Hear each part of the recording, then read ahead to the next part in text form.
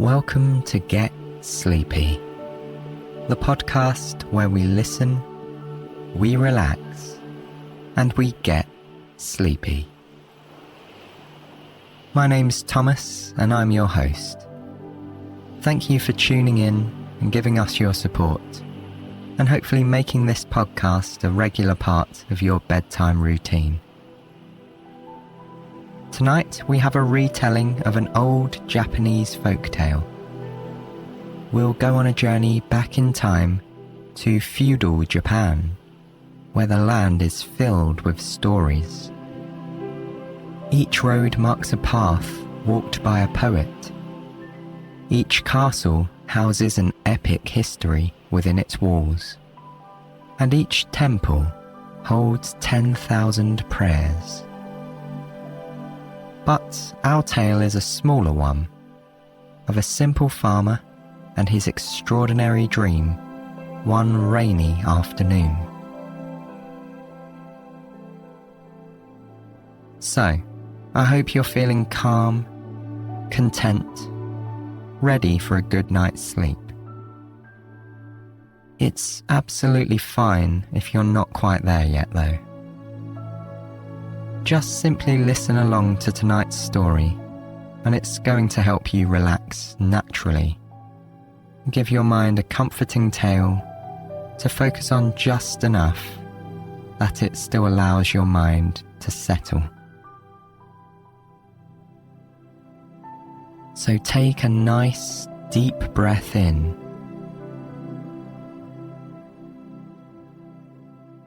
and back out.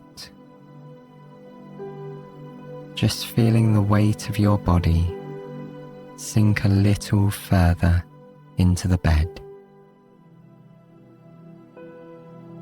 And if you haven't already done so, then just allow your eyes to give in and close. And relax the muscles in your face and your jaw.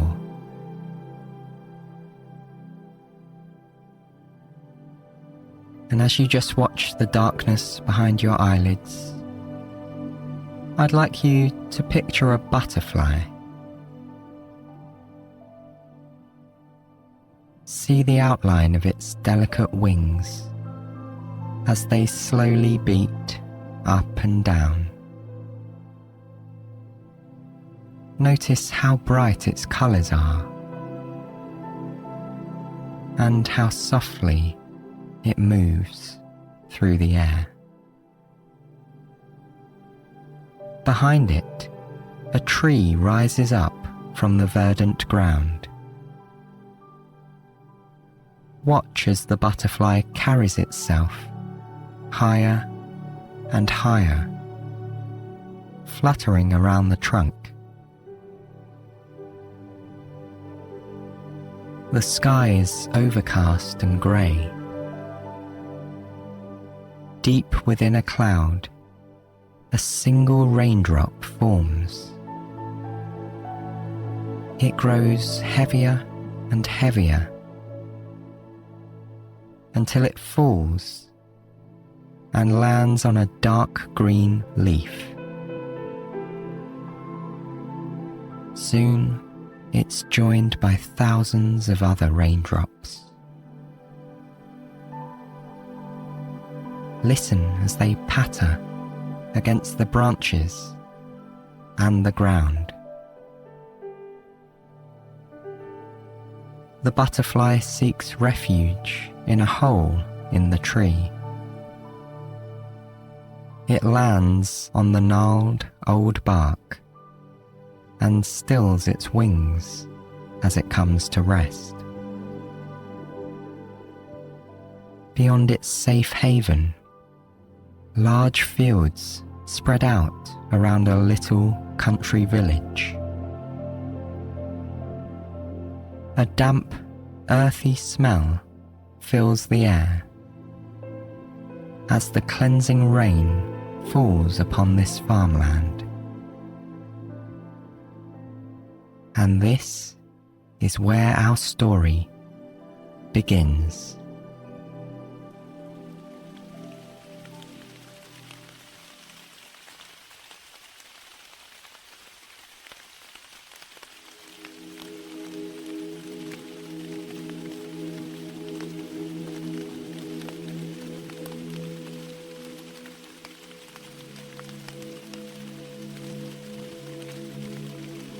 Akinosuke was a simple farmer who worked hard in the fields outside his village in Japan. One afternoon, a rain shower drove him and the other farmers to abandon their work for a few hours. Laughing, they ran beneath the wide boughs of a giant cedar tree in search of shelter. Once they were safe and dry, Akinosuke and the others decided to make the most of the situation and take an early lunch. As raindrops pattered gently on the canopy above their heads, they ate and drank and allowed themselves to fall into the kind of drifting small talk that comes so easily for old friends. While Akinosuke was enjoying his food, a small butterfly fluttered in from the rain and landed on his knee. He was about to swat it away, but an old farmer stopped him. "The butterfly is a symbol of the human soul," the old farmer explained. "When people sleep, their souls travel the world as butterflies, creating dreams." It was a curious suggestion, Akinosuke thought. He wasn't sure he believed it, but he left the butterfly alone. A few minutes later, he looked back down and saw it had already flown away. Soon, Akinosuke's stomach was full of warm soup and sticky rice, and he was feeling very content. Leaning his head against the trunk of the giant cedar, he felt his mind begin to drift, carried along by the soft murmur of the friendly conversation nearby. In no time at all, he was fast asleep. After a short while, he found himself coming back to wakefulness. He thought about how nice it was to sleep beneath a tree and awaken to the fresh scent of cedar wafting in the breeze. But as Akinosuke lay against the soft bark, he realized something was different. He could no longer hear his friends talking and laughing.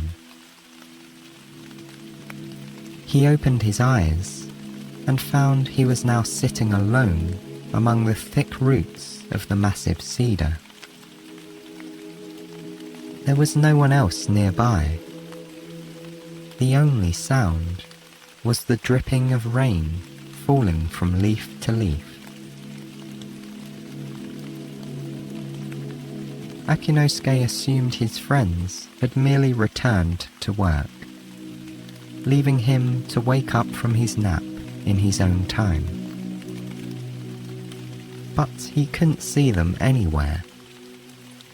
The rain was now accompanied by a light fog that made it hard to see far into the distance. With every moment that passed, the fog seemed to be growing thicker. Akinosuke peered into it. From the place where the fog was most dense, he could just make out some human figures walking towards him. It appeared to be a large group. As they drew closer, it became clear that these were not his friends from earlier in the day, for farmers had never worn such luxurious silks, or used golden hairpins, or walked on such ornately designed sandals. It did not take much guessing for Akinosuke to realize that he was in the presence of a royal procession. He scrambled to his feet and bent at the waist in a deep bow. The leader of the royal procession was an older man with twinkling eyes. He approached and told Akinosuke to rise. The bow was not necessary, the old man said, for they had been sent by the queen of the realm to find him.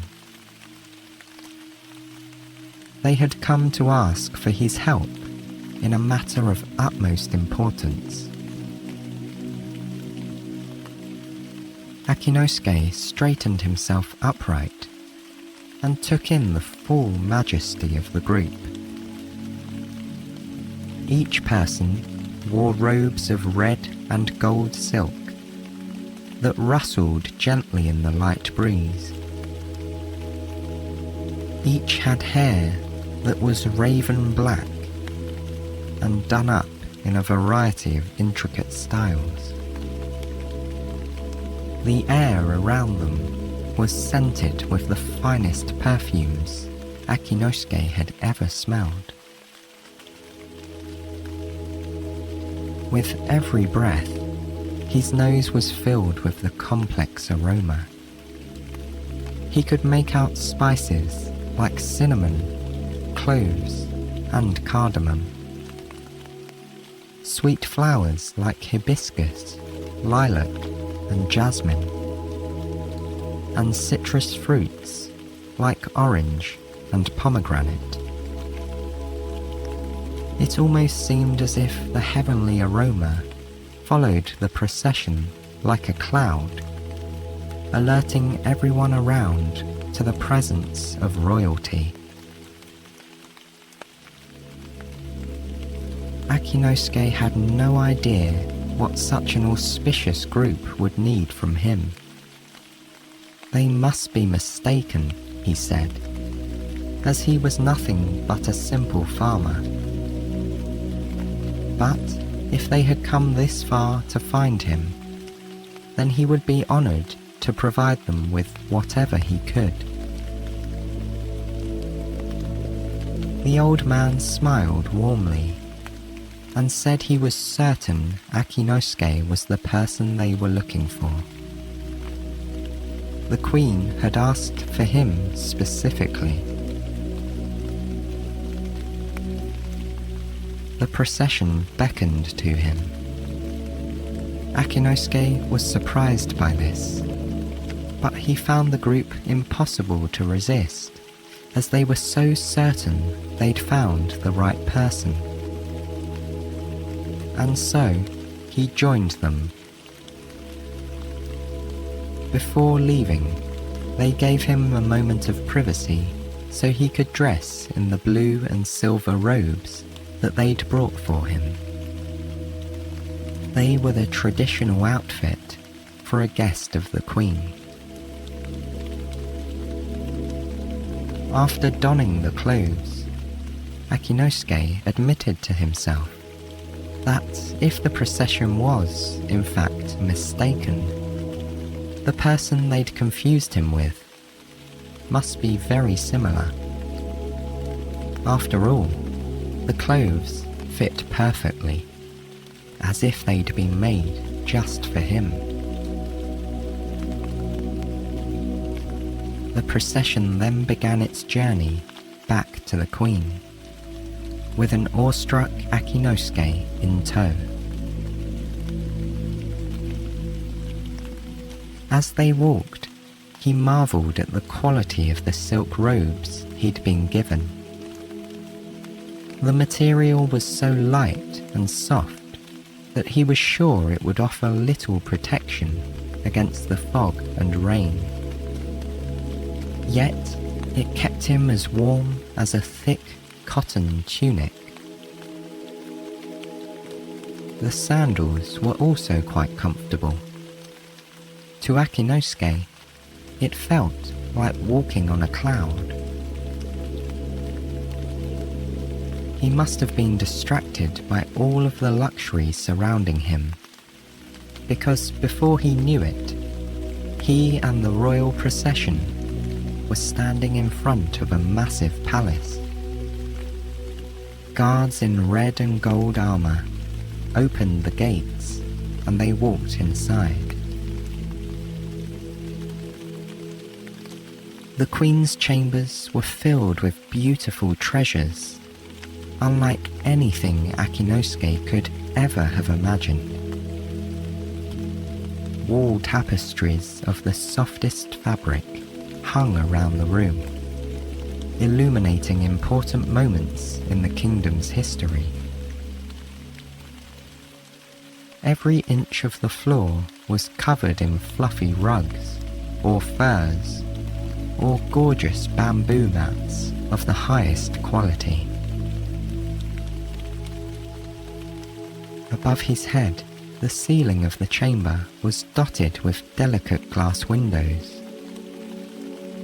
Akinosuke imagined laying on his back on one of the rugs at dusk, watching as the stars began to shine through the windows, one by one. The Queen wore robes of the purest, most beautiful cream-coloured fabric Akinosuke had ever seen. His own silks shone as they reflected the light from lanterns hung around the chamber. But the Queen's robes seemed to emit a light all of their own. They were embroidered with crimson threads, illustrating a clutch of small, round, lychee fruits. The luscious designs were so true to life that Akinosuke found his mouth watering at the sight of them. Then, the Queen began to speak. Her voice was soft, but it carried the weight of her authority. Even though she barely spoke above a whisper, the people in the silent chamber could hear her every word. She explained that they had been watching Akinosuke for some time and found his farming skills beyond reproach. He was exactly the sort of person she needed to help revitalize a particular part of her domain.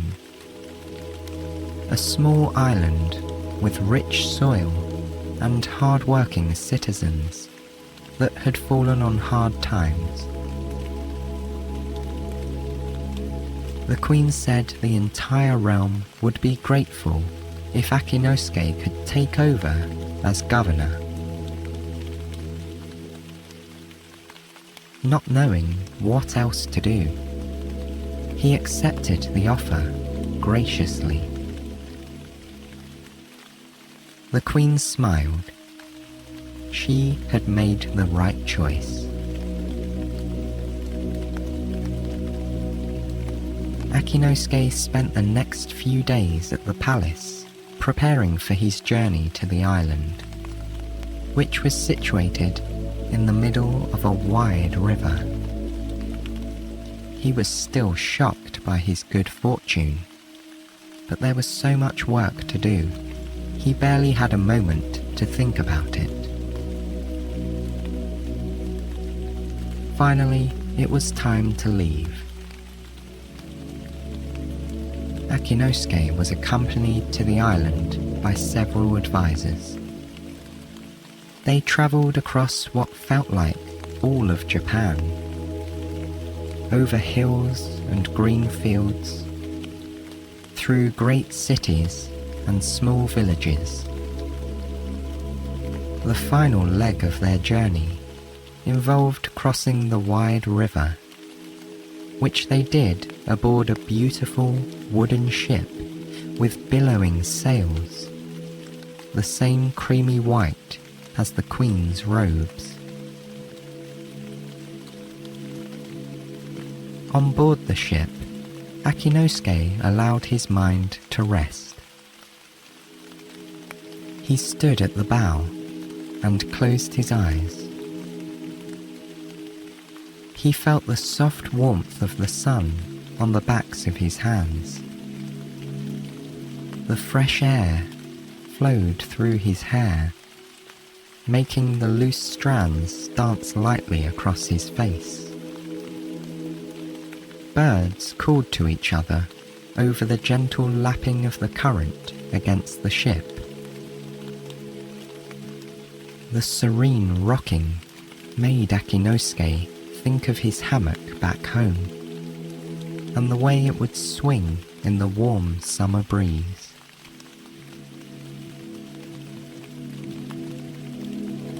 Soon, the island came into view, and the boat maneuvered toward the dock. As soon as Akinosuke stepped onto the land, he knew the queen had been telling the truth about the fertile soil. The earth beneath his feet was springy and moist. Tall, lush grasses covered every square inch of the island, and beautiful trees towered over the territory, providing cool shade from the sun. The advisors led him to the governor's estate, where he would live and work during his stay. As they walked toward the house, the advisors apologized for how small it must seem compared to the Queen's palace. But Akinosuke, who had never lived anywhere larger than his family home on the farm, couldn't believe his eyes. The estate was smaller than the Queen's, it was true, but it featured many rooms filled with luxurious comforts, like overstuffed chairs, soft rugs, and a large feather bed. Akinosuke knew he would be very happy here, and he was right. At first, he was a little overwhelmed by his responsibilities, but over the course of his first year on the island, he was able to learn about the people and their lives.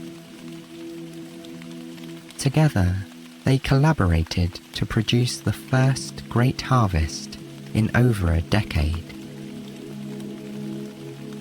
To celebrate, Akinosuke hosted a grand feast for every single one of his citizens. In this way, time passed by. He spent the next 15 years as governor of the island, slowly helping to turn it into a paradise for all its people.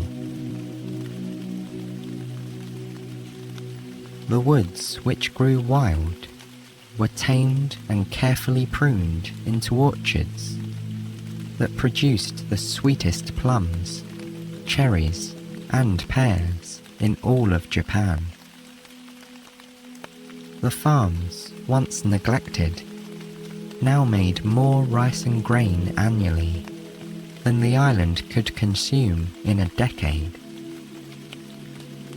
Akinosuke made sure to send the extra food back across the river, so the bounty could be shared with the entire kingdom.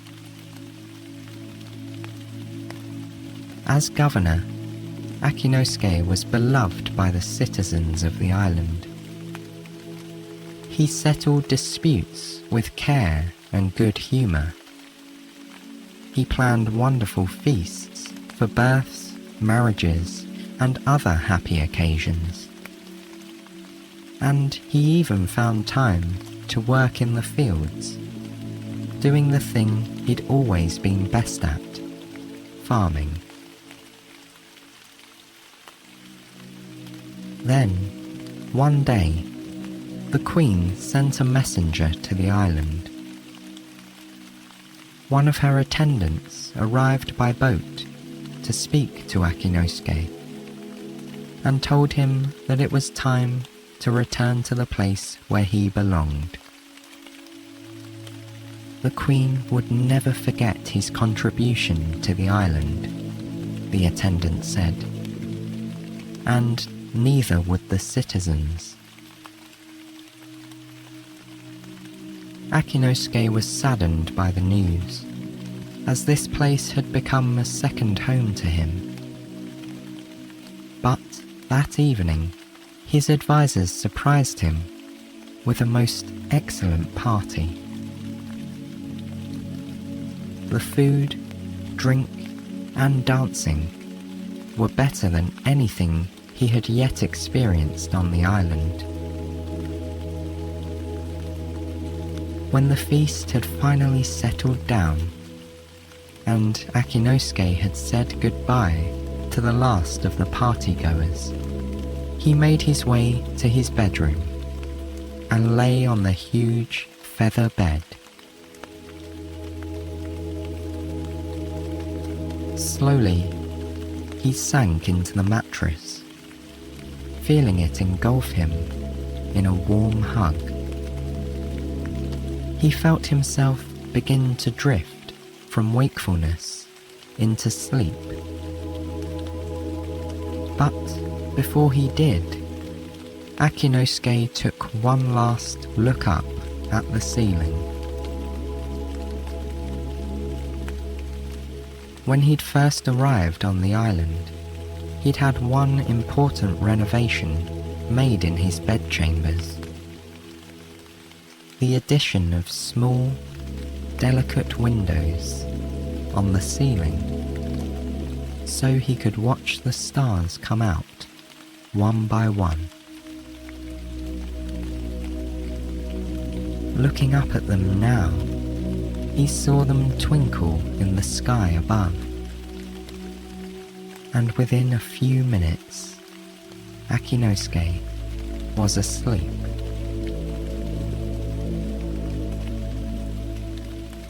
The next morning, the Queen's attendant led him to the dock where the boat sat silently on the water, ready to carry them back to the mainland. Akinosuke took one last look at the island as he boarded. He saw the orchards and fertile fields, and the now prosperous village in the distance. Then the boat pulled up its anchor, ready to embark on its journey. As they left the dock, a fog began to roll in across the water. It was thick, but unlike normal fog, it wasn't cool to the touch. In fact, it was warm and soft, like a cotton blanket. Soon the fog was so dense, Akinosuke couldn't even see a few feet in front of him. And so, he closed his eyes. When he opened them again, he was no longer on the boat. Instead, he was back beneath the giant cedar tree, surrounded by his old friends. He blinked a few times to make sure he was truly home, and ran his hands along the soil that was still wet from the afternoon rain. One of the farmers chuckled to see him behaving this way. He asked if Akinosuke had enjoyed his nap. Slowly, Akinosuke asked him how long he had been asleep.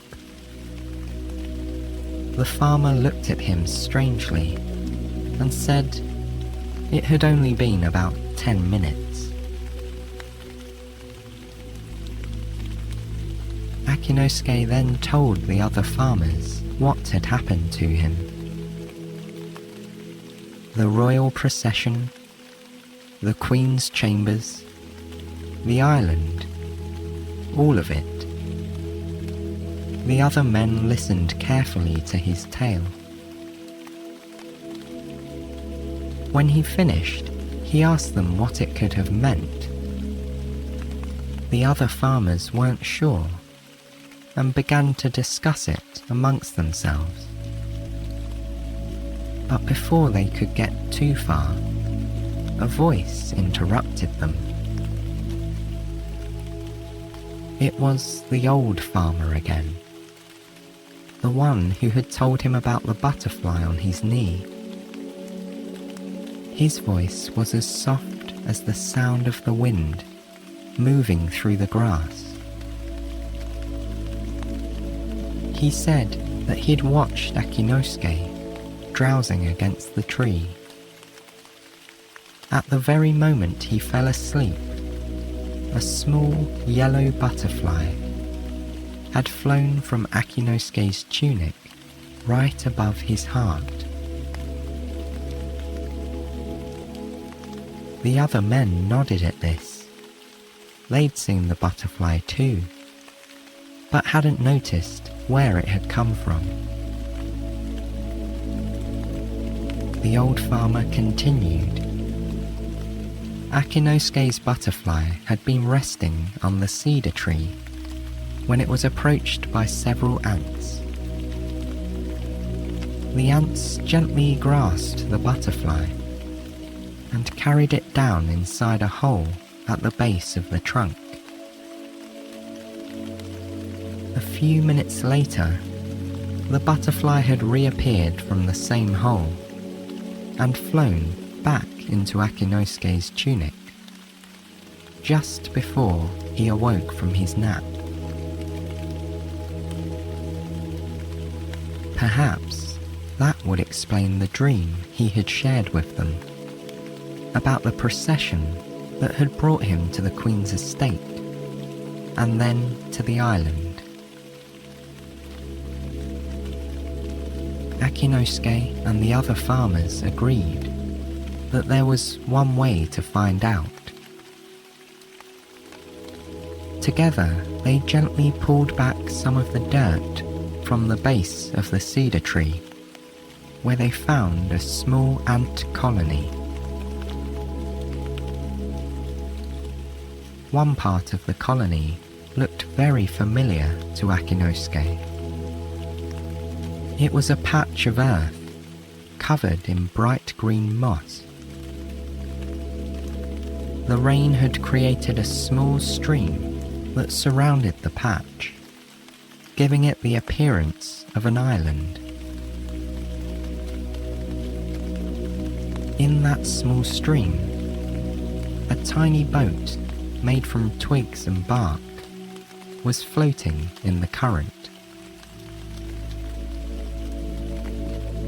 Together, the farmers gently replaced the earth so as not to disturb the ants any further. By this time, the rain had stopped falling, and after a little more conversation, the farmers returned to their fields. But Akinosuke would never forget that day.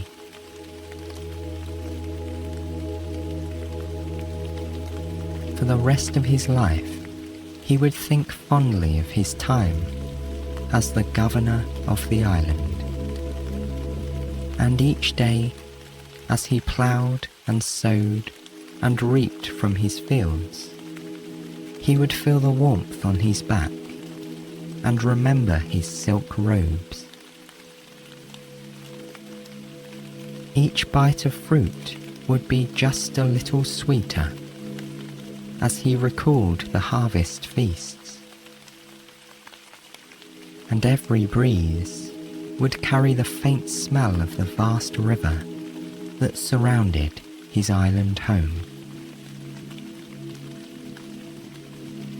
And it goes without saying that before Akinosuke left the cedar tree after his nap that day, he set one half of his unfinished lunch at its trunk, near the entrance to the ant colony. One final gift to his hosts and friends for a wonderful adventure and dream.